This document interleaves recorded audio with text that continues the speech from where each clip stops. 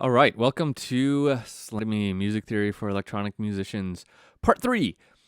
And this is more with keys, just a little further explanation and looking at some of the other things we can do. We're going to look at the third. We've looked at octaves. We've looked at fifths. Now we're going to look at the third. The third is a little more complicated. And we're going to look at basic triads. And the basic triads and the third business kind of all goes together. A triad is a fancy word for chord, which is why I have that in parentheses there. It's our most basic chord. So let's start off by looking at Ableton. Okay, so here I am back in Ableton Live, looking at the piano roll editor. So let's just do a quick little recap and draw out the key of C major. So this time I'm going to just put the notes in here. Oops, I'm not even going to do it like that. Let's do that. I'm just going to make one long note. So here's C. Let's make this a little bit bigger for us so we can see easier. Okay, so there's our C. Now I'm just going to copy this note and put all the notes of our key up here. So we have whole step, right? Whole step, half step, whole step, whole step, whole step, half step. So there we have all the notes of C major laid out for us. Now, one thing I wanted to point out here is that we don't have to memorize all the notes of a key because we know the pattern, right? We know how to figure out what notes are in the key.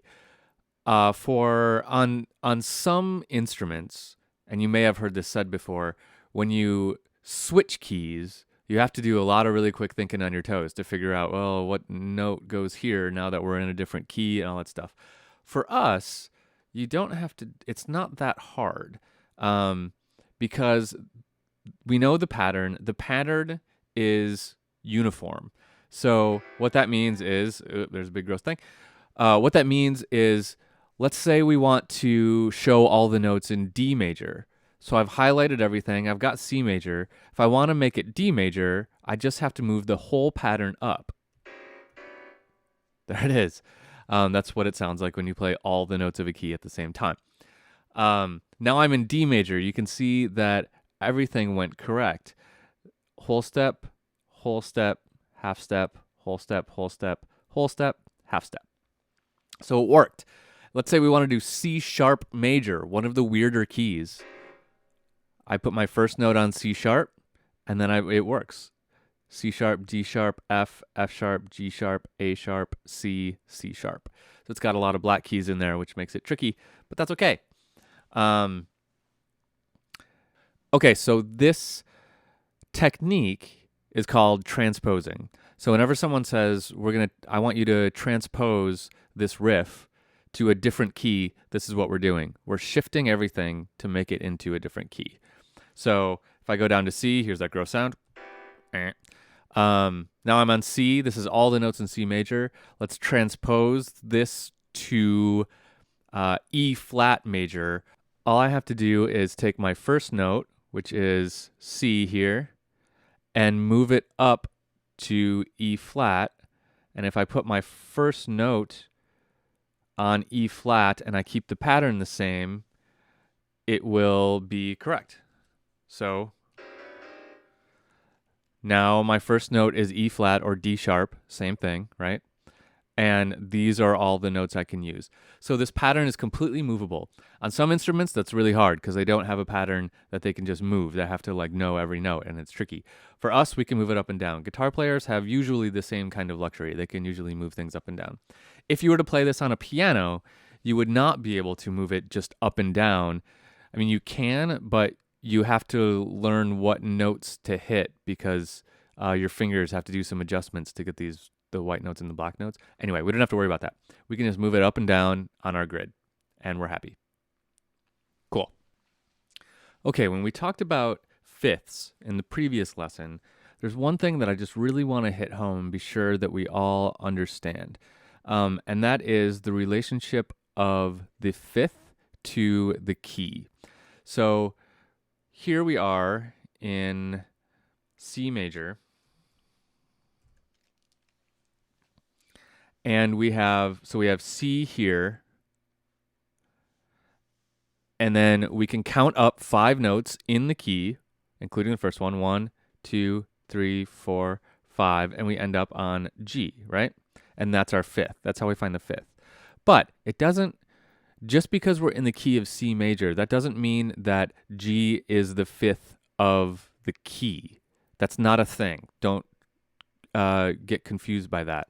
So let me clarify that a little bit more. Let's find the fifth of D in the key of C major. So we're still in C major. Here's D. There's my screwy arrow. And let's count up the notes in C major. We're going to stay in C major because that's the key we're in, but we're going to find the fifth of D in C major. So 1, 2, 3, 4, 5. It's A. And that's the fifth of D in C major. So just because we're in the key of C doesn't mean that the only fifth we have is C. We have a lot of fifths in there. Let's do the fifth of G. So here's G, that note there, right there. Let's find the fifth of G. 1, 2, 3, 4. It's here. It's a D because we need the octave. It's an octave higher than this note. So it's a D. It's still in the key because the key keeps going up more and more and more. So we have all these notes up here that are just cycling the octaves. So the pattern starts over here. So this is in key, this is in key, this is in key, because this is first note, whole step, between the two, whole step, half step. So the pattern has started over here, and we're on to a new octave. The key goes all the way up and down. All those notes are in the key. We've just been looking at one octave. So the fifth of G is D, but it crosses over into the next octave, and that's just fine. So don't get the key confused for the root of whatever we're talking about, whether it be an interval like the fifth or a chord like we're going to talk about next.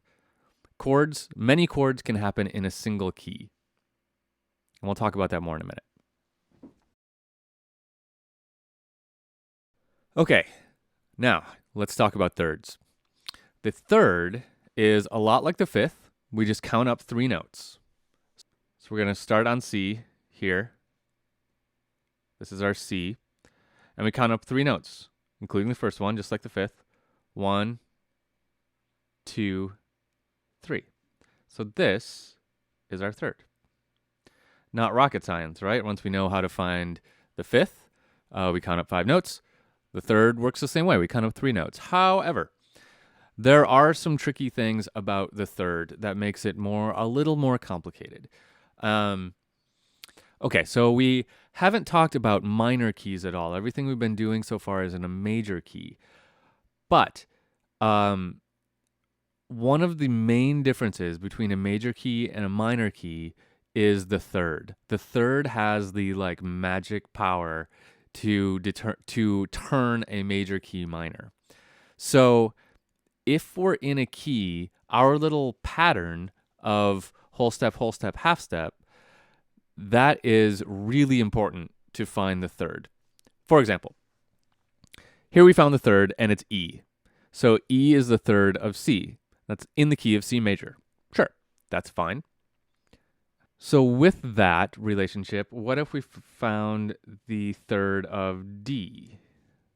So here's D, and we go up 3 we're going to do this in the key of C major, and this is really important now.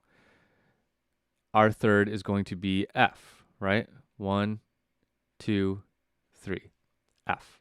So F is the third of D. In the key of C. If we were in another key, this might be F sharp, this note. So in the key of C, meaning C is our root note, our C is our home base, like we called it before, the third of D is a minor third. file that away for a minute. The third of C, because we are in a major key, is a major third. The minor third and the major third have very different properties. And so the reason that one is minor and one is major is probably not apparent right now. In order to explain it, let's jump over and talk about chords, because this is kind of the central thing about chords, is the minor and major third. So let's talk about chords for a few minutes, and then we'll come back to the third, and hopefully this will make a little bit more sense. So just file this away for a minute while we talk about chords.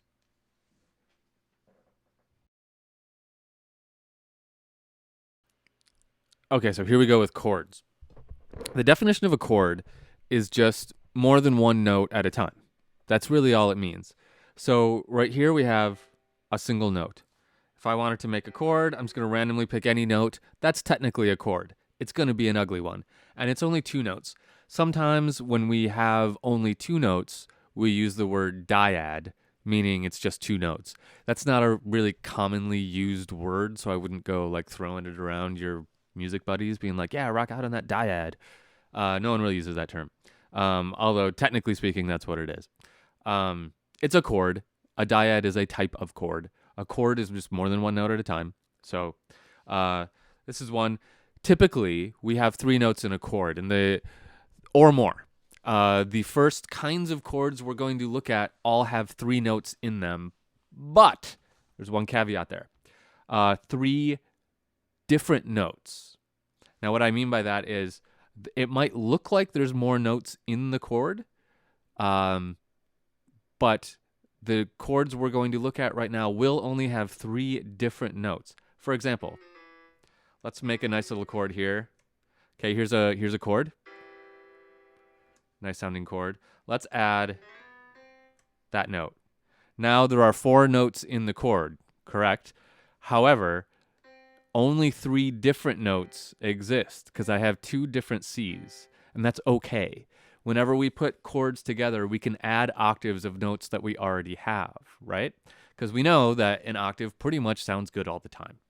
So sometimes in order to make these chords sound a little thicker, we'll add an octave to it just to kind of beef it up. So I might even have, if I scroll up a little bit, let's put another E in there. So now my chord is spelled from top down. It's E, C, G, E, C. So I have five different notes here, or I have five notes here, but I have two octaves of C, and I have two octaves of E. So it's really only three notes. So we will eventually have chords that have four different notes in them, maybe even five different notes in them. The more different notes you add to a chord, the more complex the chord gets. And to be really, really general, we could say the more like jazz that it sounds. There's probably jazz musicians that are out there that are probably like, that's dumb. But hardcore jazz musicians probably aren't listening to this lecture. So I don't think that will offend them all that much. So the more notes in the chords, it starts to sound a little jazzy, a little more dissonant, but we do have really good uses for that. Typically in pop music, in dance music, really, really in things like trance and techno and things like that, we really rely just on these three note chords. We might have octaves in there to make them sound more interesting, but it's really almost always just three notes. So I'm going to illustrate one more time the three different note thing by looking at a guitar, since I think a lot of you probably know a couple chords on guitar. The chords you know probably only have three notes in them, even though you might be strumming all six strings. So let's have a quick look at that. Okay, so let's look at the guitar. So here's a C major chord. Some of you might know it. It sounds like this. So I'm playing actually five strings here, but I'm only playing three different notes. I'm just playing a triad.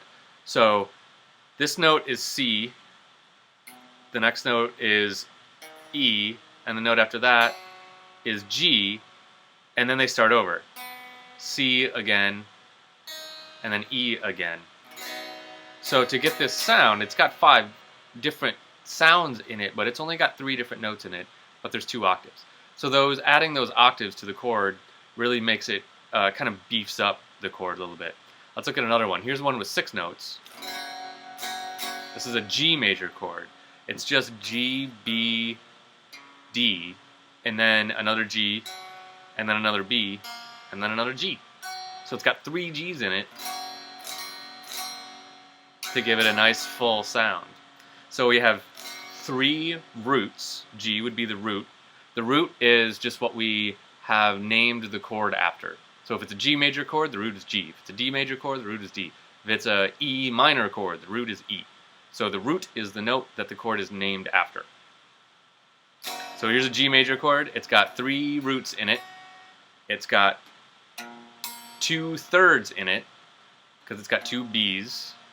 And it's got just 1 fifth, 1 D, which is the 5th.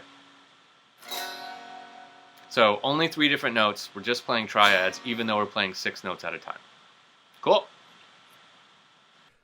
Okay, so now that we understand that we can have many octaves of the note, of our notes in the chord, let's get rid of the octaves for a minute and just focus on what those 3 notes are, because they're not just any 3 notes.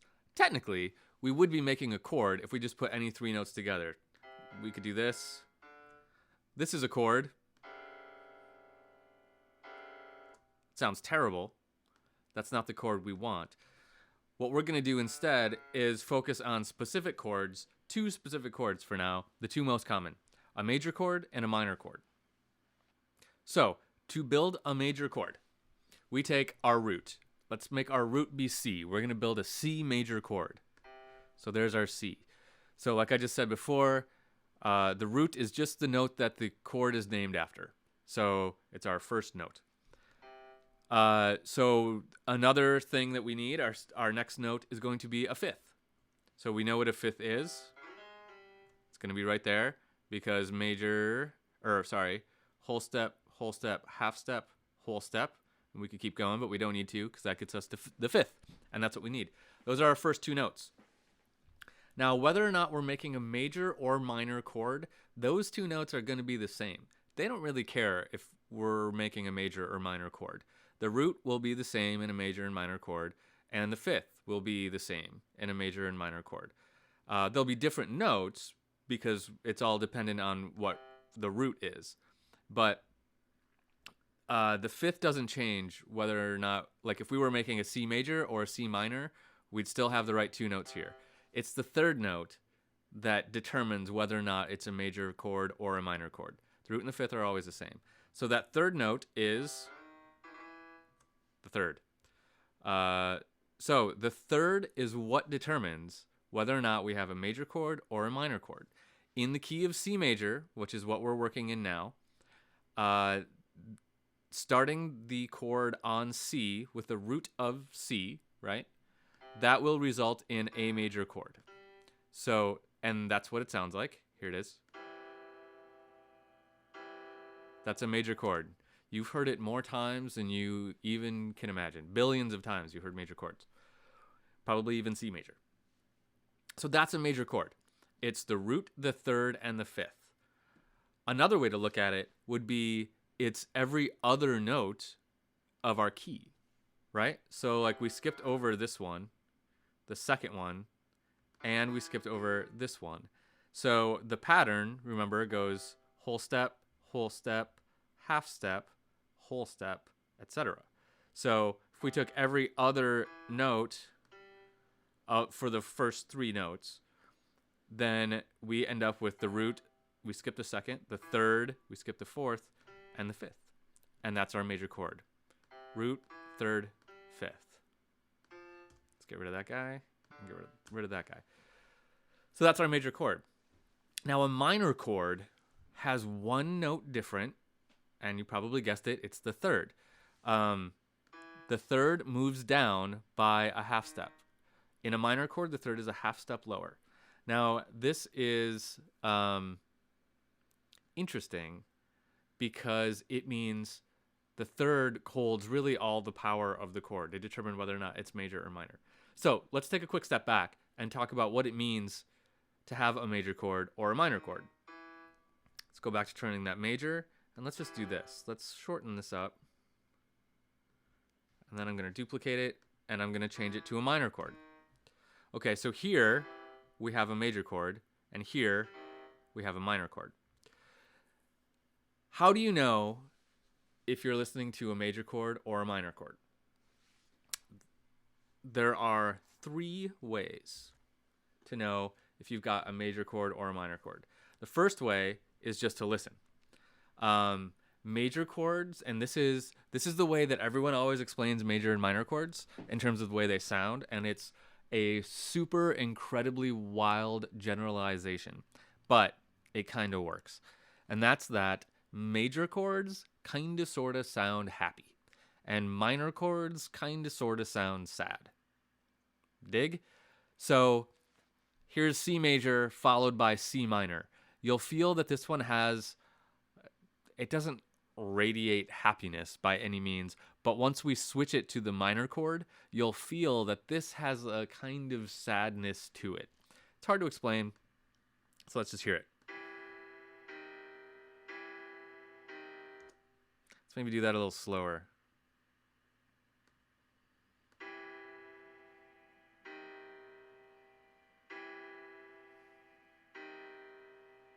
You hear that, you hear the little bit of the tinge of sadness in the minor chord. There's a whole study, there's a whole science of why this sounds sad to us. We don't really need to go into that. That would be the science of psychoacoustics. We're not going to go into that. That's a whole other can of worms. And it's not my specialty.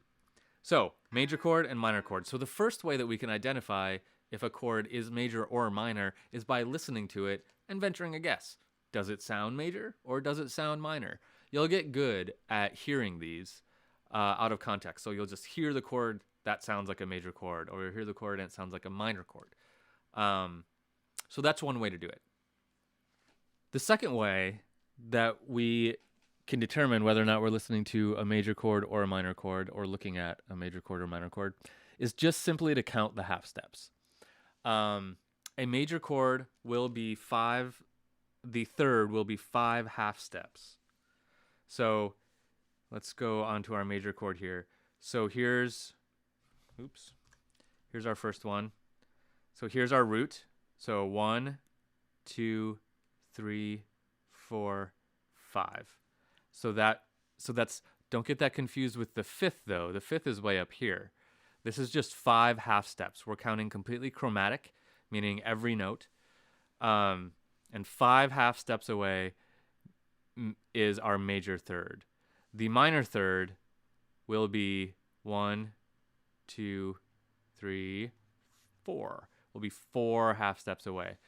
So that's a quick way that you can tell if this is a major chord or a minor chord. Just count the half steps. 4 half steps is a minor third.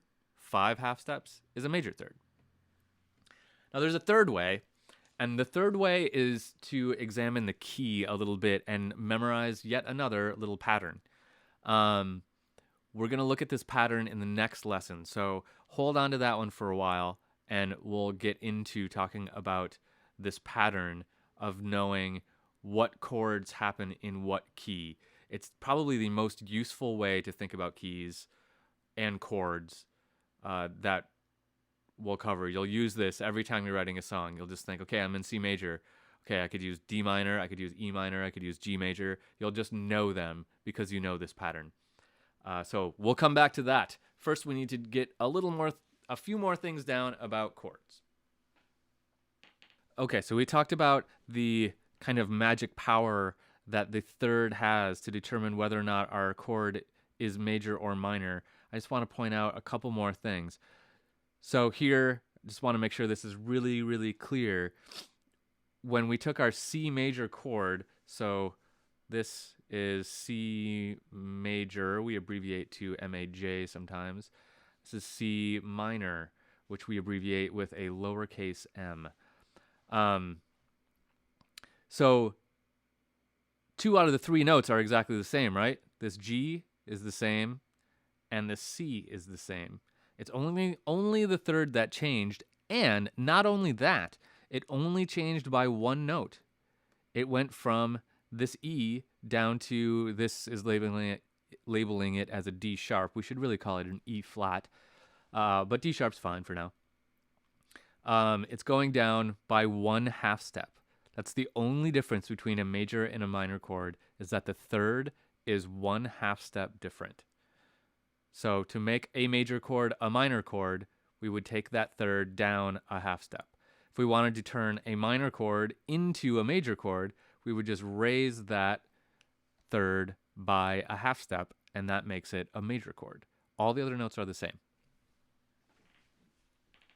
Okay, let's make a couple more chords, a couple more triads in the key of C major. So we know that we can make a C major chord in the key of C major. That would be the 1st, 3rd, and 5th using C as a root. But let's use a different root. Let's go up a 5th. So let's start on G. There's G. Slide up just a little bit here. Okay, so I'm on G. Let's make a chord in the key of C major. So the easiest way to think about that is let's just go every other note in the key of C. So maybe I'll just put our notes back down here. Let's put them right here. So the notes of C major, whole step, 1/2 step, whole step to here, to whole step, 1/2 step. Okay, so these are our notes in C major. So keeping those in mind, let's make a G chord in the key of C major. And we don't know if this G is going to be major or minor, actually. Well, I know, but you don't know. Because we're in the key of C, so we just kind of have to see if the third happens to be major or minor in the key of C for this particular chord. So let's find out. So G is our root. Let's add the 5th of G. So if we count up 1, 2, 3, 4, we need this note here. So let's put our 5th there. So that's our 5th in the key of G, or in the key of C, sorry, but the chord G.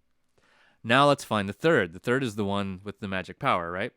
So let's count up 3 notes. 1, 2, 3. There it is. So here is our G chord in the key of C, and is it major or minor? Let's find out. First, let's use our ear. I'm going to get rid of my C major notes so we can just hear this. Okay, so tell me if this is major or minor. What do you think? Take a guess, even though this is not interactive and I can't hear what you're saying. I'm going to assume that you guessed major, and you would be correct. That is a major chord. It has a kind of happiness to it. Right? Because B is our third.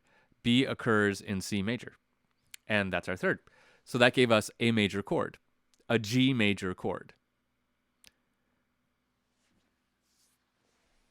And we know that if we wanted to spell a G minor chord, given this as our starting point, we could do that very easily, right? All we'd have to do is take our third and move it down 1 note. And then we would have a G minor chord. And it's got that tinge of sadness to it. So, key of C, making more chords in the key of C. Let's do one more. I'm going to get rid of some notes here. Let's go to a D. So still in the key of C major, let's see if we have a major or a minor chord when we build the root on D. So again, our notes are major, whole step, 1/2 step, whole step, 1/2 step. There's our C major notes. All right. We'll start on D. So let's first find the fifth. So 1, 2, 3, 4, 5. That takes us to an A. Let's put a note there. Now let's find our third. 1, 2, 3. It's F. So there's our chord. I'm going to get rid of our C major notes. And let's hear this. Is that a major or minor chord? Well, we have three ways. Well, we have two ways for now. We have hearing it, which we just did, and we could guess whether or not that's major or minor. So take a guess. I'm not even going to try to predict if you're right or wrong. What I'm going to tell you, though, is that let's do it another way. Let's do the counting up half steps thing. So here we are at D. So here's our first half step to 2, 3, 4. Remember that 4 half steps is a minor third, which means we must have a minor chord here. So if this was 5 half steps to here, we would have a major chord, but that would put us on this black note. And there are no black notes in the key of C major. They're all white notes. So we know that this wouldn't be correct. So we have a D minor chord here because the root is on D and the third ends up being a minor third, which creates a D minor chord. And we also know that if we wanted to make it a major chord, even though it would be out of the key of C major and we would be kind of breaking our rules because we'd be dissonant, but that's okay. All we'd have to do to make this a major chord would be to take that F, the third, and bump it up. And then we'd have a major chord. Cool. Okay, so now that we know how to make a couple different chords in the key of C major, let's talk about how this is actually useful to your music. We now know of 3 chords that will work in the key of C major. We know that D minor, let me move this back down to minor. D minor will work in the key of C major. We know that G major, works in the key of C major. So let's put both those on here. Let's spell out a G major. There's the third, and there's the fifth. So these chords both work perfectly happily in C major, and the third chord that we know that works in C major is C. C, E, and G. Excellent. So now we have these 3 chords that work in C major. Soon, you're going to know all the chords that work in a given key. And when you know that, then let's say you're working on a track, right? You've got this cool build happening. You know, based on the notes you've used so far, you know you're in the key of, let's say, C major, just because that's what we're dealing with right now. You're in the key of C major, and you think, okay, where could I go from here? What could the next chord be? Right now, we know 3 things we can do. We could go to any 3 of these chords. And we're like, cool. Those are different roads I can go down for the next section of this piece of music. So soon you're going to know all the available options so that when you're writing something, you can say, okay, what comes next? Okay, here are the chords that will sound good. I know just off the top of my head, I know all the chords that'll sound good. And I can do something with them. Let's hear what this sounds like.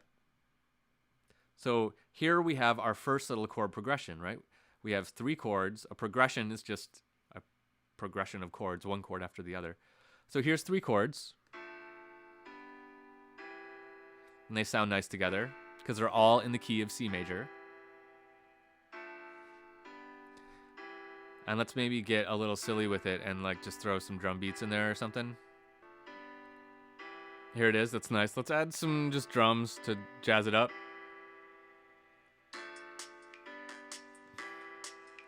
Okay, now this isn't going to be the most brilliant thing in the world, but I'm going to add a bass line. So I have a bass synth queued up over here. I'm going to throw my chord progression on it. So now I have the same notes in my bass. It's not playing yet. And what I'm going to do here is I'm going to get rid of the top notes so that the bass plays only the root notes, right? For my 3 chords, G, D, and C, because I'm playing a D minor chord, a G major chord, and a C major chord. So I'm going to tell the bass to only play the root notes, and that will sound good. That's very often what the bass player is doing, or what the bass synth is doing, is playing the roots of the chords. So let's hear that in a little bit of context.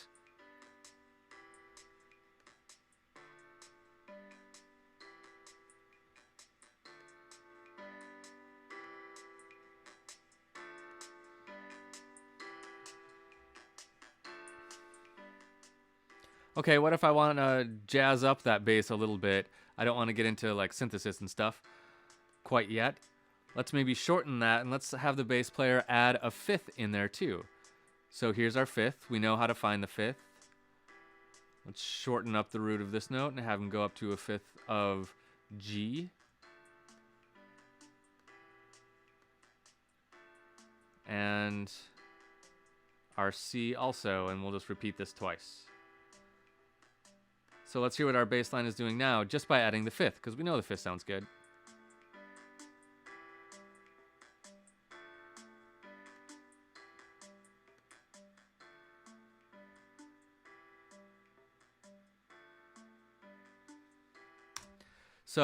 So far, we've learned how to find those chords that work in a key, a couple of them. We know that 5ths work, so when we add something like a bass line, if we want to just jazz it up and we want to do more than just playing the root of the chord, I know I just kind of threw that in there, have him play the 5th also, because the 5th almost always sounds good. Okay, moving on. So the next thing we're going to do in our next lesson is we're going to dive into that third thing, that third way of knowing what chords work in a given key. And that's called a diatonic chord progression. It's a scary sounding thing for something that is relatively simple. And this will tell us all the chords that work in a key just off the top of your head if you memorize this little pattern. So I will see you over there.